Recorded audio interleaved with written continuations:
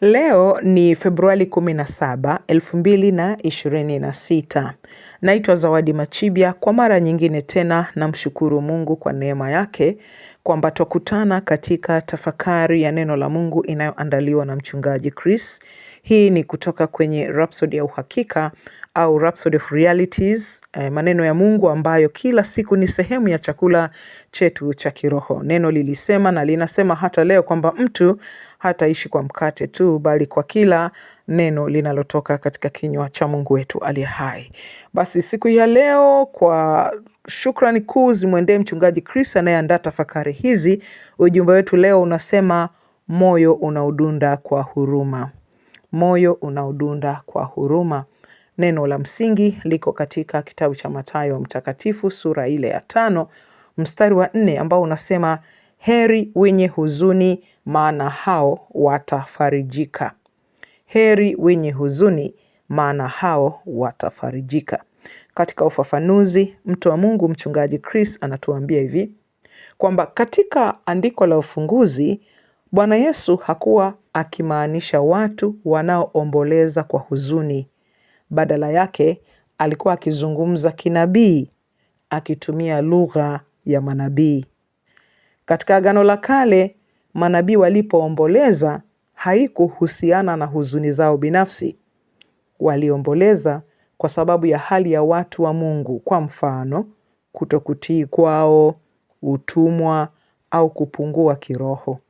Walilia kwa maombezi, wakiwa na mzigo kwa ajili ya roho za wanadamu na heshima ya jina la Mungu. Kwa hiyo Bwana Yesu aliposema heri wenye huzuni, alikuwa akimaanisha wale ambao mioyo yao inasukumwa na mambo yanayomgusa Mungu. Aina hii ya maombolezo huzaliwa na upendo na huruma. Si huzuni binafsi ya muombaji, bali huzuni ya kiungu kwa wengine. Mwitikio wake huwa ni maombezi kwa ajili ya hali za watu na mataifa kiroho. Kwa mfano, umesikia kuna mtu ameacha kwenda kanisani, au kwamba Mkristo amepoa katika imani yake, na kisha moyo wako unauma, si katika kuhukumu, bali katika maombi. Unalia mbele za Bwana, ukilia kwa ajili ya wao kurejeshwa. Na ashukuriwe Mungu kwa kuwa Bwana alituhakikishia kwamba wale wanaoomboleza hivi, wale wanaolia katika maombi kwa ajili ya wengine, watafarijika. Faraja huja pale majibu yanapoonekana. Unapomwona mtu huyo akirejeshwa, unapoona maisha yake yamebadilika na hali yake ikiwa inabadilika. Maombezi kwa niaba ya wengine hugusa moyo wa Mungu. Kuna nyakati katika maombi unajikuta maneno hayatoki na unamiminika machozi tu hivi. Ni sehemu ya kuugua sana kwa ajili ya nafsi za watu. Kuna nyakati ambapo mzigo ni mkubwa sana kiasi kwamba unachoweza kutoa ni ile hali ya kuugua kusikoweza kutamkwa na machozi mengi ya maombezi kwa ajili ya wengine. Unaweza kurejea katika Warumi ile sura ya 8 mstari wa 26. Na unapolia, nguvu ya Roho huanza kufanya kazi. Hapa sasa mchungaji Chris anatupa ushuhuda wake mwenyewe. Anasema hivi: nimepitia hali hii mara nyingi. Nina mafaili na majalada yenye majina ya watu ambao nimewaombea kwa miaka mingi, ambao baadhi yao leo ni watumishi wa Injili na viongozi katika makanisa. Baadhi walikuwa na mitazamo mibaya, baadhi hawakuwa thabiti, wengine walikabiliwa na matatizo katika biashara au imani yao. Niliandika majina yao na kuwaombea kwa machozi. Lakini leo nikiona mabadiliko yao nafurahi, nimefarijika. Huo ni ushuhuda wa mchungaji Chris. Hapa anaendelea kusema, moyo wako unapodunda kwa nguvu, kwa huruma kwa ajili ya wengine, unajiunganisha na moyo wa Mungu. Maombezi yako yanakuwa njia yake ya faraja na mabadiliko duniani. Kwa hiyo, moyo wako uwe mpole. acha huruma isukume uingie, ile huruma ikusukume uingie katika maombi. Haleluya. Maombi. Mpendwa Baba, asante kwa kunipa moyo unaosukumwa na huruma yako ili kuwaombea kila wakati kwa shauku na upendo wale waliopotea, dhaifu na wanaoacha njia. Kupitia maombi yangu, maisha hubadilishwa, hurejeshwa na ufalme wako unasonga mbele kwa nguvu. Asante kwa faraja na furaha ya maombi yaliyojibiwa katika jina la Yesu. Amina. Naam, basi masomo zaidi katika somo letu la leo tunapata kutoka katika kitabu cha Ezekieli ile sura ya 9 mstari wa 4. Biblia inasema, Bwana akamwambia, pita kati ya mji, kati ya Yerusalemu, ukatie alama katika vipaji vya nyuso vya watu wanaougua na kulia kwa sababu ya machukizo yote yanayofanyika kati yake. Pia katika Warumi sura ya 9 mstari wa 2 na wa 3, Biblia inatuambia ya kwamba nina huzuni nyingi na maumivu yasiyokoma moyoni mwangu, kwa maana ningeweza kuomba mimi mwenyewe niharimishwe na kutengwa na Kristo kwa ajili ya ndugu zangu, jamaa zangu kwa jinsi ya mwili. Huyu ni Paulo huyu.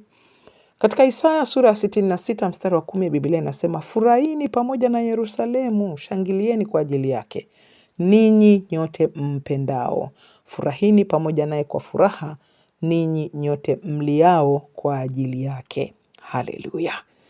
Basi haya ndio masomo ya ziada au masomo zaidi baada ya kupata lile somo la msingi kuhusu heri wenye huzuni, maana hao watafarijika. Tumeona mfano mzuri hapa wa mtu wa Mungu ametupa kuhusiana na namna ya kufanya maombezi na kuwaombea wengine. Sio huzuni ile ambayo unafikiria tatizo lilo nalo, alafu unapata huzuni unalia, au shida unayopitia, unapata huzuni unalia pale. Sio huzuni hiyo anayoisema. Anasema huzuni inayochagizwa, inayosukumwa na uzito wa umuhimu wa nafsi za watu. Umuhimu wa, kwa mfano, watoto wako ambao hawajampa Bwana Yesu maisha yao, labda wazazi wako au sehemu yako ya kazi. Biblia inatuambia kwamba sisi tuna huduma ya upatanisho. Mungu ametupa huduma ya upatanisho. Na hii inanikumbusha kitabu kile cha Kutoka. Tulikuwa tunasoma kuhusu Musa.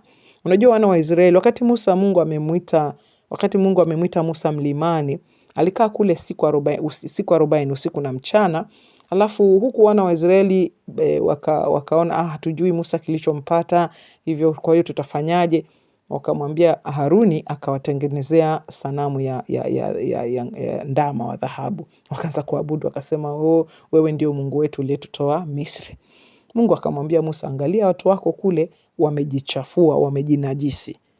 Musa akawaombea. Sasa naleta swala la heri wenye huzuni, moyo udundao kwa huruma, kwa sababu Mungu akamwambia Musa, embu niache, maana hasira ilimpanda, akasema, embu niache niteketeze hiki kizazi chote hiki, alafu nikufanye wewe kuwa taifa.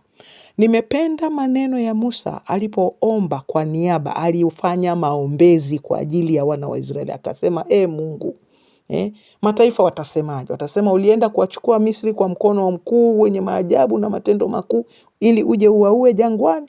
Akamwambia Mungu, kumbuka agano lako kati yako na Ibrahimu na Isaka na Yakobo, kwamba hili litakuwa taifa lako na utaufanya uzao huu kuwa wa watu wengi sana wasiohesabika kiidadi. Hasa ukiwaua leo ukaanzisha taifa lingine, haitakuwa vizuri kwa mataifa. Mungu akaghairi. Musa akaendelea kuwaombea wana wa Israeli kiasi cha kusema, basi nitoe mimi kwenye kile jina langu kwenye kitabu cha uzima kama hutawasamehe watu hawa. Haleluya. Haya ni maneno mazito sana. Na Mungu kwa kweli kwa neema yake akawa amemhurumia Israeli hata baada ya kuwa ametenda ile dhambi ya kuabudu sanamu wa ndama wa dhahabu. Hiyo ndio nafasi ya maombezi. Unakuwa na kuugua kwa ajili ya watu, na unatakiwa kujua kwanza umuhimu wa nafsi ya mtu. Umuhimu wa nafsi ya mtu ni sawa na unalingana thamani na damu ya Yesu Kristo. Ndio maana Bwana alikufa. Kwa hiyo tujikite katika kutazama maombolezo ambayo yanazaliwa na upendo na huruma, si huzuni binafsi ya mtu anayeomba, bali ni huzuni ya kiungu kwa ajili ya watu wengine. Mwitikio wake unakuwa ni maombezi kwa ajili ya hali za watu na mataifa kiroho. Hii ndio tafakari yetu hii leo. Kama hujampa Bwana Yesu maisha yako, basi nakukaribisha ili uweze kusema sala hii baada yangu, ili kusudi tunapopaza sauti zetu, iwe kwa ajili ya taifa letu, iwe kwa ajili ya familia zetu, hata kwa ajili ya watu wengine ambao Roho wa Mungu atatuongoza kuwaombea, ili neema ya Bwana ipate kuwa juu yao, waweze kuokolewa. Lakini kwanza wewe, tuanze na wewe ambaye hujampa Bwana Yesu maisha yako. Sema sala hii baada yangu. Sema: O Bwana Mungu, nakuja kwako katika jina la Yesu. Ninaamini kwamba Yesu Kristo ni mwana wa Mungu aliye hai. Ninaamini kwamba Mungu alimfufua kutoka kwa wafu. Na kwa kinywa changu leo ninakiri kwamba Yesu Kristo ni Bwana wa maisha yangu kuanzia hii leo. Ninapokea kwa imani katika jina la Bwana Yesu uzima wa milele ndani ya roho yangu. Nimezaliwa mara ya pili. Haleluya. Hongera sana kama umesema sala hii kwa dhati ya moyo. Nataka nikuhakikishie kwamba Mungu aliye hai amekusikia. Ninakuombea baraka za Bwana, ninakuombea ushindi katika Roho Mtakatifu, na neema yake iendelee kufungua macho yako ili upate kuukulia wokovu katika jina la Yesu. Amina. Kama una maswali tuandikie alama ya kujumlisha 255 766 444 996. Mungu Baba aliye hai akubariki.